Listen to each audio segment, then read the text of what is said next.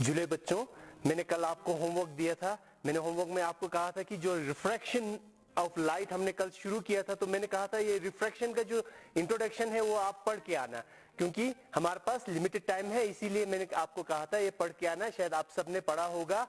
तो आपने क्या पढ़ा कि उसमें हमने देखा कि रिफ्रैक्शन ऑफ लाइट, जो मैंने कल ब्रीफिंग थोड़ा सा किया था, रिफ्रैक्शन लाइट में क्या होता है कि जब लाइट ट्रैवल करता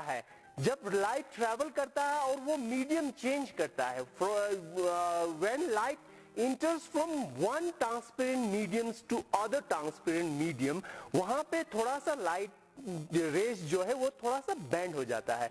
उस बैंडिंग ऑफ लाइट को हम रिफ्रैक्शन कहते हैं। तो उसका जो 2-3 एक्टिविटीज आपके बुक में दिया है, शायद आप लोग ने सभी वो पढ़ा होगा और वो आसान भी है, आप लोग को समझ में भी आया होगा। तो आज हम करेंगे refraction of light with the help of a glass lab. Glass lab में जो रिफ्रैक्शन होता है, अब बहुत बच्चों ने ग्लास लैब नहीं देखा है, तो वो समझते हैं कि ग्लास लैब होता क्या है। तो ये मेरे हाथ में जो है ये है ग्लास लैब। ठीक है बच्चों, ये ग्लास लैब है। ग्लास मीन्स ये शीशे का बना है, और स्लैब मीन्स एक रेक्टेंगुलर टुकड़ा है जिसका प्लेन जो है वो, जिसका सरफेस जो है वो प्लेन है। तो जिसका सरफेस प्लेन हो, एक प्लेन ब्लॉक का एक सरफेस होगा, उसको स्लैब कहेंगे इंग्लिश में। तो ये हमारा एक ग्लास का स्लैब है। अब ये हमारे नॉर्मल शीशे से क्या फर्क है, मतलब इसका जो थिकनेस जो है वो थोड़ा मोटा है। ठीक है, बाकी हमारा जो आपके खिड़की में जो लगा है शीशा, उस शीशे और इस शीशे में सिर्फ यही डिफरेंस है कि ये थोड़ा मोटा है, वो थोड़ा पतला है। तो हम आज ग्लास स्लैब के साथ हम रिफ्रैक्शन पढ़ेंगे। तो इसके करने के लिए हमें एक ग्लास स्लैब की जरूरत है, और एक पेपर शीट की जरूरत है, और कुछ पिन्स की जरूरत है। इसके लिए हमें क्या करना है, सबसे पहले हमने एक टेबल पे एक व्हाइट पेपर लेना है। ठीक है बच्चों, हमने क्या करना है, एक व्हाइट पेपर लेना है टेबल पे। फिर अभी मैं ये ब्लैक बोर्ड पे कर रहा हूं, आपने ये मान के चलिए ये मैंने एक टेबल पे लिया हुआ है। तो उसके बाद आपने क्या करना है, इस ग्लास स्लैब को इस पेपर के बीच में रखना है। इस पेपर के बीच में रख के आपने क्या करना है, इस ग्लास स्लैब का बाउंड्री खींचना है। With the help of a pencil आपने इस ग्लास स्लैब का एक बाउंड्री खींच देना है, वो एक्जैक्टली इसके ऊपर होना चाहिए। फिर आपने क्या करना है, उसके बाद आपने इस ग्लास स्लैब को उठा देना है। चलो, आप हमारे पास मिल गया है एक रेक्टेंगुलर, तो एक रेक्टेंगुलर शेप मिला है, तो उसको हम नाम देंगे ABCD। ये हमने एक रेक्टेंगुलर शेप का नाम दिया हुआ है। ठीक है बच्चों, अभी मैं ऐसे कर रहा हूं, आपने एक ग्लास स्लैब को इधर रख के ही करना है। उसके बाद आपने ग्लास स्लैब को यहां से उठाना है, और उसके बाद क्या करना है, एक रे ऑफ लाइट ऑब्लिकली एक स्ट्रेट लाइन खींचना है, जो रिप्रेजेंट करेगा हमारा एक इंसिडेंट रे को रिप्रेजेंट करेगा। ठीक है बच्चों, एक स्ट्रेट लाइन खींचना है जो ऑब्लिकली हो। ठीक है, ये ग्लास स्लैब के जो सरफेस है उसके साथ ऑब्लिकली आए जो रे। ठीक है, अब इसके बाद क्या करना है, इस रे पे आपने दो पॉइंट ड्रॉ करना है, और उस पॉइंट पे आपने क्या करना है, पिन लगा देना है। ठीक है, यहां पे एक पिन, यहां पे एक पिन, 2 पिन आपने लगा देना है। उसके बाद आप क्या करेंगे, इस ग्लास स्लैब को आप वापस रखेंगे। हमने पहले इस ग्लास स्लैब को हटाया है ताकि हमारा ये लाइन खींचने में हमें आसानी हो और ये पिन ड्रॉ करने में आसानी हो। उसके बाद आपने इस ग्लास स्लैब को वापस रखना है। इस ग्लास स्लैब को जब हमने वापस रखेंगे इस पे, उसके बाद आपने क्या करना है, इस लाइन को आपने इस वाले फेस से देखना है। ठीक है, ये वाला लाइन को इस फेस से देखना है, और हमने क्या करना है, इस पिन के फुट को देखना है। हमारा जो पेपर पिन है वो ऐसा होता है। ठीक है, पेपर पिन ऐसा होता है, इसको हम हेड कहेंगे, इसको हम फुट कहेंगे। तो आपने इस फुट को देखना है, और एक ऐसा पोजीशन देखें जहां पे आपको सिर्फ ये इन 2 पिन का एक ही फुट नजर आए। एक ही फुट मीन्स एक पिन जो है दूसरे पिन के पीछे छिप जाए। ठीक है, तो जैसे जिस पोजीशन पे आपको ये छिप जाता है, ठीक है, आप यहां से देख रहे हो, जिस पोजीशन पे वो छिप जाता है वहां पे आपने एक और पिन लगा देना है। ठीक है, और इसके पीछे से फिर हमने इनको देखना है।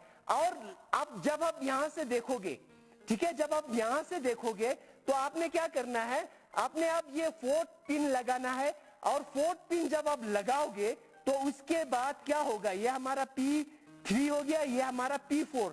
जब आप P4 लगाओगे तो सिर्फ आपको P4 ही दिखेगा, बाकी ये P3, P1 और P2 जो है इस P4 के पीछे छिप जाना चाहिए।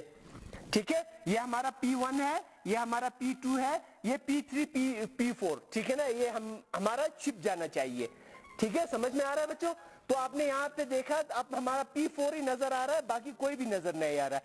पिन का हमने फुट ही देखना है, हेड हमने नहीं देखना है। हेड इसलिए मैं कह रहा हूँ हेड पे नहीं देखना है क्योंकि जब हम यहाँ पे हेड लगाते हैं तो हेड जो है वो टेढ़ा मेढ़ा हो सकता है, मगर जो इसका फुट होगा वो स्ट्रेट इसी लाइन पे ही होगा। फिर उसके बाद आपने क्या करना है, इस ग्लास स्लैब को यहाँ से हटा देना है। ग्लास स्लैब को हटा के फिर क्या करना है, एक स्केल लेके ये दो जो हमारा P3 और P4 को जो है हमने टच करते हुए एक लाइन खींच देना है। ठीक है, एक लाइन खींच देना है। फिर उसके बाद आपने क्या करना है, देखो बच्चों, फिर उसके बाद आपने देखना है जिस पॉइंट पे यहाँ पे हमारा ये दो लाइन खत्म हो रहा है, इन दो पॉइंट को हमने ज्वाइन करना है। ठीक है, इन दो पॉइंट्स को ज्वाइन करना है। तो हमें ऐसा ही एक हमें डायग्राम हमें मिल जाएगा पेपर पे। फिर उसके बाद क्या करना है, जो ये अब हम ये जो हमारा लाइन जो है ये रिप्रेजेंट कर रहा है। अब जो ये जो लाइन जो है क्या रिप्रेजेंट कर रहा है, ये जो है हमारा इंसिडेंट रे रिप्रेजेंट करेगा। ठीक है, ये जो लाइन आ रहा है, ये लाइन जो है ये हमारा इंसिडेंट रे है, INCIDENT, इंसिडेंट रे। ठीक है, ये हमारा इंसिडेंट रे है, इंसिडेंट रे। उसके बाद जैसे ही ये हमारा बाउंड्री है, बाउंड्री बिटवीन ये हमारा मीडियम, एयर मीडियम है और ये हमारा ग्लास मीडियम है। ठीक है, जैसे एयर मीडियम से ग्लास मीडियम के बीच का जो बाउंड्री है, जैसे ये इस बाउंड्री को पार करेगा तो यहाँ पे हमारा रिफ्रैक्शन हो जाएगा। रिफ्रैक्शन मींस थोड़ा सा बैंड हो जाएगा। ठीक है, ये लाइट थोड़ा सा बैंड हो जाएगा। तो ये जो हमारा बैंड होके ये लाइट जो है हमारा एक ग्लास स्लैब जो है ये ट्रांसपेरेंट मीडियम है। ट्रांसपेरेंट मीडियम होने की वजह से लाइट जो है इसके अंदर पास होगा। तो लाइट इसके अंदर चला गया है, तो इस रे को, अब ये रे जो है उस लाइट को रिप्रेजेंट कर रहा है जो ग्लास के अंदर है। ठीक है, अब इसको ये थोड़ा सा बैंड हो गया है, इसीलिए इस रे को हम कहेंगे रिफ्रैक्टेड रे। रिफ्रैक्टेड रे। ठीक है, ये हमारा रिफ्रैक्शन है ना, तो ये रिफ्रैक्ट हुआ है, तो ये रिफ्रैक्टेड रे है। फिर उसके बाद अब यहां से फिर हमारा बाउंड्री आ जाता है दो मीडियम के बीच में। यहाँ पे हमारा ग्लास मीडियम और ये हमारा एयर मीडियम, इन दोनों के बाउंड्री। फिर यहाँ से ये लाइट जो है बाहर की ओर निकल रहा है, तो इसको हम कहेंगे इमर्जन रे। इमर्जन रे। ठीक है, इसको हम इमर्जन रे कहेंगे। अच्छा बच्चों, समझ में आ रहा है? तो ये हमारा इंसिडेंट रे, ये हमारा रिफ्रैक्टेड रे और ये हमारा इमर्जन रे। तो ये हमें आ जाएगा। अब यहाँ पे आप अच्छी तरह से देखो बच्चों, ये जो हमारा इंसिडेंट रे है और ये जो हमारा रिफ्रैक्टेड रे है और ये हमारा ये पॉइंट है जहां पे रिफ्रैक्शन हो रहा है, उसी पॉइंट पे जहां पे हमारा इंसिडेंट रे और रिफ्रैक्टेड रे जो है यहाँ पे जहां पे ये टच कर रहा है, ये पॉइंट जिस पॉइंट पे ये दोनों मीट कर रहा है, अगर हम उसी पॉइंट पे एक लाइन ड्रॉ करें जो हमारा perpendicular to the surface of the, इसका जो सरफेस है इसके सरफेस के साथ अगर परपेंडिकुलर होगा तो इस लाइन को हम नॉर्मल कहते हैं। ठीक है ना, वैसे ही एक और नॉर्मल हम यहां पे खींच देते हैं, नॉर्मल। ठीक है बच्चों, ओके। अब इसमें हमें क्या दिखता है, जब हमारा इंसिडेंट रे जो है, जब हमारा ये मीडियम चेंज करता है, पहले ये स्ट्रेट लाइन आ रहा है, मीडियम जैसे ही चेंज कर दिया ये थोड़ा सा बैंड हो जाता है। ठीक है, थोड़ा सा रिफ्रैक्ट होता है। फिर जैसे ही ये ग्लास मीडियम में चलता है तो ग्लास मीडियम में फिर ये स्ट्रेट चलता है, मगर जैसे ही ये हमारा बाउंड्री पे पहुंच जाएगा तो बाउंड्री पे ये थोड़ा सा फिर ये रिफ्रैक्शन हो जाएगा, यहाँ पे थोड़ा सा और बैंडिंग हो जाएगा। ठीक है बच्चों, ओके। अब हमारा इसी के बेस पे हमारा लॉ ऑफ रिफ्रैक्शन, इसी के बेस पे हमारा law of refraction of light होता है। ठीक है, तो law of refraction of light में हम क्या कहते हैं कि जो हमारा इंसिडेंट रे और जो हमारा रिफ्रैक्टेड रे और जो हमने ये नॉर्मल ड्रॉ किया है, ये तीनों जाके एक ही सेम प्लेन में ही ये रहेगा। तो यहाँ पे लिखा है ना, the incident ray, the refracted ray and the normal to the interface of two transparent medium at the point of incidence all lie in the same plane. तो ये सारा हमारा एक ही प्लेन में रहेगा। ठीक है बच्चों, ये हमारा फर्स्ट लॉस ऑफ रिफ्रैक्शन है। और हमारा रिफ्रैक्शन का सेकंड लॉ क्या कहता है? अब हमारे यहाँ पे देखो बच्चों, ये जो हमारा इंसिडेंट रे है और ये हमारा नॉर्मल है। इंसिडेंट रे और नॉर्मल के बीच में हमारा एक एंगल बनता है, उस एंगल को कहते हैं एंगल ऑफ इंसिडेंट, एंगल आई। और यहाँ पे रिफ्रैक्टेड रे और नॉर्मल के बीच में भी हमारा एक एंगल बनता है, इस एंगल को कहेंगे एंगल आर। ठीक है, ये हमारा एंगल आर। तो ये हमारा incident ray, angle of incident और एंगल ऑफ रिफ्रैक्शन। तो ये हमें बताता है कि ये जो एंगल ऑफ इंसिडेंट और एंगल ऑफ रिफ्रैक्शन का अगर हम रेशो निकालेंगे, इनका साइन का रेशो निकालेंगे, तो वो रेशो हमारा कांस्टेंट होगा। तो ये लिखा है ना, the ratio of sine of angle of incident to the sine of angle of refraction is a constant for the light of a given color and for the given pair of medium। अब ये क्या लिखा है देखो बच्चों, अब यहाँ पे लिखा है ना, वो ये तो मैंने पहले आपको बताया कि इन दोनों का सीन जो है, अगर हम इसको रेशो देखेंगे, sine I upon sine R का रेशो देखेंगे तो वो कांस्टेंट होगा। मगर यहाँ पे ये क्या लिखा है, the light of a given colour and for the given pair of medium. इसका मतलब ये है बच्चों कि जो ये हमारा रेशो कांस्टेंट होगा, एक हमारा फिक्स रेशो होगा कांस्टेंट, वो हमारा गिवन लाइट में ही होगा। एक पर्टिकुलर लाइट का अपना अपना एक रेशो होगा। ठीक है, जैसे हमारा लाइट जो है वो एक कलर का नहीं होता है। आप सबको मालूम है लाइट हमारा yellow colour, yellow light, red light, blue light, green light. जब हम व्हाइट लाइट को सेपरेट करते हैं तो आपको मालूम है ना, वेबगोर हमारा निकलता है, VIBGYOR, violet, indigo, blue, green, yellow, orange, red. तो ये सारे डिफरेंट कलर्स के हमारा लाइट है। तो जो अगर हमने रेड कलर का लिया है, तो जितना भी रेड कलर का हमारा लाइट लेंगे, उन सब का जो साइन आई और साइन आर का रेशो होगा वो सेम रहेगा। अगर हमने येलो कलर लिया है तो उसका रेशो जो है कुछ और आएगा, मगर जितना भी येलो होगा सभी का सेम आएगा। मगर येलो का लाइट और रेड लाइट दोनों का जो रेशो जो है, sine I upon sine R का रेशो जो है सेम नहीं होगा, डिफरेंट कलर का अलग होगा। यही इसीलिए लिखा है यहाँ पे, the light of given colour, जो कलर हमें दिया गया है, and for the given pair of medium. And for the given pair of medium means ये जो मीडियम का जो हम पेयर ले रहे हैं, अभी हमारे पास पेयर है एयर और ग्लास मीडियम, एयर और ग्लास मीडियम का पेयर।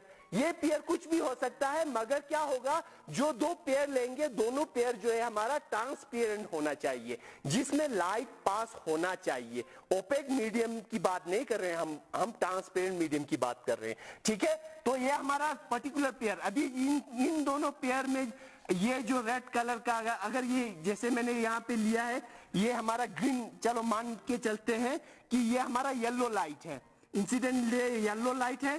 तो येलो लाइट का जो रेशो होगा, sine I by sine R का जो रेशो होगा, वो एयर और ग्लास मीडियम में हमारा कांस्टेंट होगा। जहां भी आप करोगे ये एक्सपेरिमेंट, सारा ये कांस्टेंट होगा। और इस सेकंड लॉ को हम कहते हैं स्नेल्स लॉ।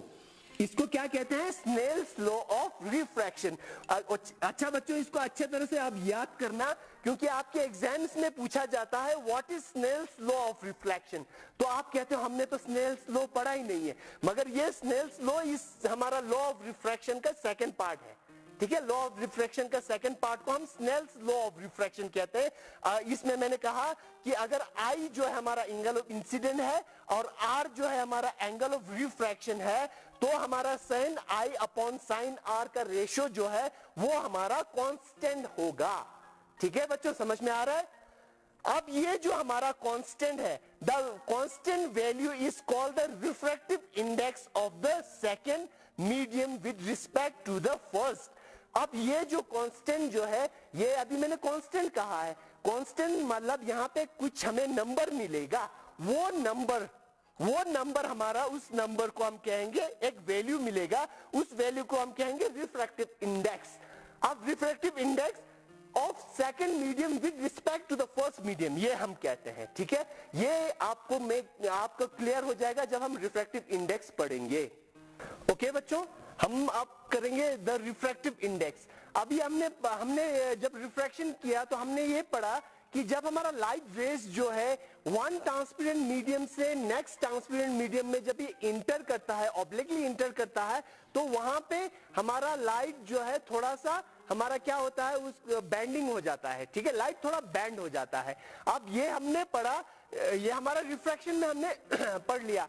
ओके, अब जब हम बेंडिंग की बात करते हैं तो ये जो हमारा बेंडिंग जो है वो हमारा रिफ्रैक्टिव इंडेक्स है, ठीक है। इस बेंडिंग को हम रिफ्रैक्टिव इंडेक्स के मदद से हम इसको समझेंगे, ठीक है बच्चों। ओके, अब आपने क्या करना है, सबसे पहले आपने रिफ्रैक्टिव इंडेक्स को समझने से पहले आपको यह ध्यान में आना चाहिए कि जो हमारा लाइट जो है उसका एक फिजिकल जो प्रॉपर्टी जो है वो उसका स्पीड है, स्पीड ऑफ लाइट। अब स्पीड ऑफ लाइट जो है हमारा डिफरेंट ट्रांसपेरेंट मीडियम में सेम नहीं होता है, ये आपको मालूम है।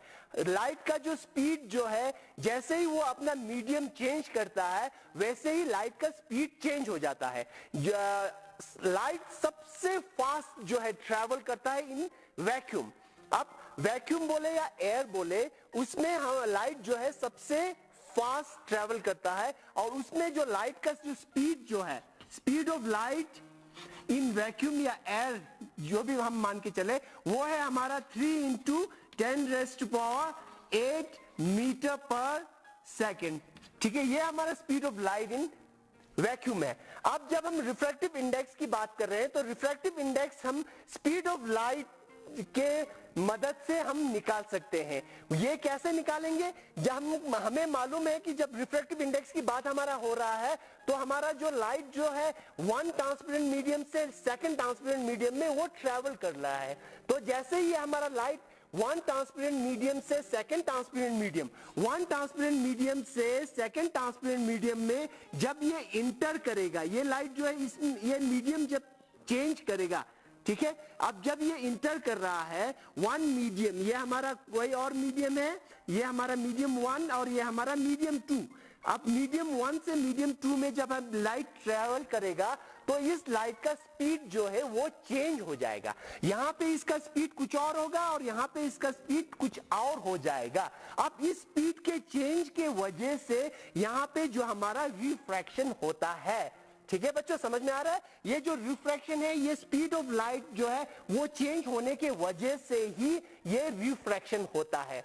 अब हमें ये मालूम, अभी तो हमने ये कहा ये रिफ्रैक्शन होता है। अब ये जो रिफ्रैक्शन है वो बेंडिंग है। अब मैं अपना हाथ दिखा रहा हूं, अब ये मैं अपने उंगली को बेंड कर रहा हूं, ठीक है बच्चों, आपको नजर आ रहा है मेरा उंगली बेंड हो रहा है। ओके, अब देखो मैंने कितना बेंड किया, अभी देखो मैंने कितना बेंड किया, अभी फिर देखो मैंने कितना बेंड। अब जब बेंडिंग की बात आ रहा है तो कितना बेंड, जब हमारा एक मीडियम से दूसरा मीडियम में जब लाइट ट्रैवल करेगा तो हमने कहा रिफ्रैक्शन होता है, बेंडिंग होता है। तो बेंडिंग होगा तो वो कितना बेंडिंग होगा, ये बेंडिंग जो है हमारा डिपेंड रहता है स्पीड ऑफ लाइट पे, ठीक है। तो हमारा ये बेंडिंग हमें मालूम होने के लिए हम क्या करते हैं, रेशियो निकालते हैं। Speed of light in medium 1, M1 means medium 1, मैं यहां मीडियम पूरा नहीं लिख रहा हूं बच्चों, ठीक है। मीडियम 1 में इसका स्पीड क्या था और मीडियम 2 में इसका स्पीड क्या है।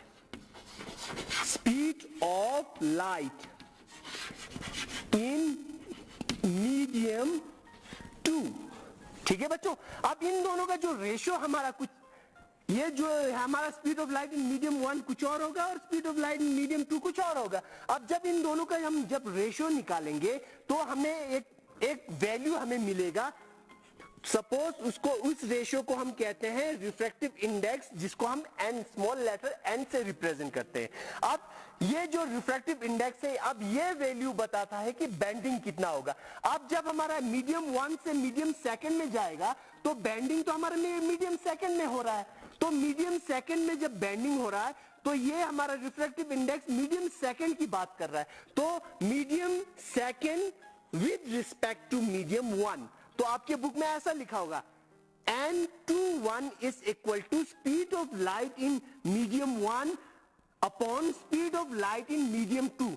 तो यहां पे n21 नहीं है बेटा, ठीक है। अभी समझ में आ रहा है आप लोग को? आपके बुक में जब आप देखोगे तो वहां पे 21 लिखा होगा, ये 21 नहीं है। ये बताता है कि ये है हमारा refractive index of medium second with respect to medium 1, ठीक है। मीडियम सेकंड में कितना बैंड होगा विद रिस्पेक्ट टू मीडियम 1। ये हमारा मीडियम 1 से मीडियम सेकंड में जा रहा है, तो इसमें रिफ्रैक्शन कितना होगा ये हमें बताता है। तो ऐसा होगा। अभी हम देख रहे हैं, जैसे मान लेते हैं ये हमारा है एयर मीडियम और ये हमारा है ग्लास मीडियम। ग्लास मीडियम, तो यहां पे जो हमारा रिफ्रैक्टिव इंडेक्स जो है वो कौन सा बता रहा है? मीडियम 2 बता रहा है। तो मीडियम 2 हमारा ग्लास है, तो ये हमारा रिफ्रैक्टिव इंडेक्स इन ग्लास, ठीक है, ये हमारा ग्लास हो गया। समझ में आया? अगर हम ये ऐसा मान के चले कि जो हमारा लाइट जो है वो, ऐसा भी तो हो सकता है ना बच्चों, ये जरूरी नहीं है कि लाइट जो है हमेशा एयर से ही ग्लास में जाए, जरूरी तो नहीं है ना, ये ग्लास से एयर में भी आ सकता है। तो हम मान के चलते हैं इसको, ये जो रे ऑफ लाइट है जो हमारा ग्लास से एयर की ओर आ रहा है, इस डायरेक्शन में जा रहा है। अब इस डायरेक्शन में जाएगा तो पहले हम लिखते थे medium 2 with respect to medium 1। अब इसको हम उल्टा ही लिखेंगे, क्योंकि अभी हमने देखना है इसमें बेंडिंग कितना हो रहा है विद रिस्पेक्ट टू ग्लास। तो उस केस में हम लिखेंगे n12 in medium 1 with respect to refractive index in medium 1 with respect to medium 2 is equal to speed of light in medium 2 upon speed of light in medium 1। ठीक है बच्चों, तो क्या कर दिया मैंने, इसको उल्टा कर दिया है, क्योंकि हमारा इस केस में हम मीडियम 2 में रिफ्रैक्टिव इंडेक्स देख रहे थे विद रिस्पेक्ट टू मीडियम 1। अब ये हमारा है refractive index in medium 1 with respect to medium 2। Okay बच्चों, अब हम देख रहे हैं कि speed of light in medium 2 with respect to speed of light in medium 1। अब अगर हम मान के चले जो हमारा इन दोनों में से एक जो है मीडियम, वो हमारा एयर मीडियम है, ठीक है। अब हमारा जो मीडियम 1 जो है, ये मीडियम 1 जो है हम मान के चलते हैं कि ये एयर है फिक्स। तो एयर में तो हमें मालूम है कि एयर का जो स्पीड जो है, ये मैंने पहले ही आपको बता दिया कि एयर का जो हमारा स्पीड है वो हमारा स्पीड ऑफ लाइट जो है एयर में 3 × 10⁸ मीटर पर सेकंड है। तो अगर हम मान के चले कि एक मीडियम जो है वो हमारा एयर या वैक्यूम है और दूसरा हमारा मीडियम कुछ भी हो सकता है, ठीक है। जब हम विद रिस्पेक्ट टू हम एयर की बात कर रहे हैं तो उस केस में रिफ्रैक्टिव इंडेक्स को हम कहते हैं एब्सोल्यूट रिफ्रैक्टिव इंडेक्स, ठीक है बच्चों। उसको हम क्या कहेंगे, एब्सोल्यूट रिफ्रैक्टिव इंडेक्स। और एब्सोल्यूट रिफ्रैक्टिव इंडेक्स जो है हमने n इज इक्वल टू जो speed of light in air जो है उसको हम स्मॉल लेटर c से रिप्रेजेंट करते हैं। ओके बच्चों, हमने एब्सोल्यूट की बात की, तो हमारा रिफ्रैक्टिव इंडेक्स जो है वो एब्सोल्यूट रिफ्रैक्टिव इंडेक्स जो हमारा c/v, c जो है हमारा है speed of light in air और v जो है speed of light in a medium, particular medium. तो हमारा रिफ्रैक्टिव इंडेक्स हमारा ये बन जाता है।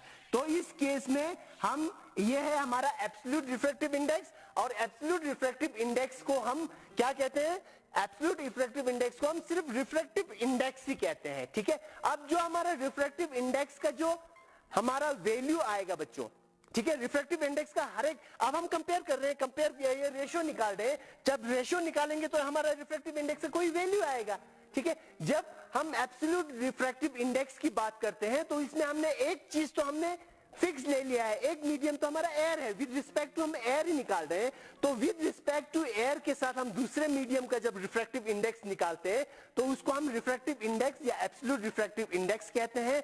ओके बच्चों, टेबल 1.3 जो आपके बुक में है उसको अच्छे तरह से पढ़ लेना, इसको हम कल डिटेल में मैं आपको समझाऊंगा, तो ये देख लेना।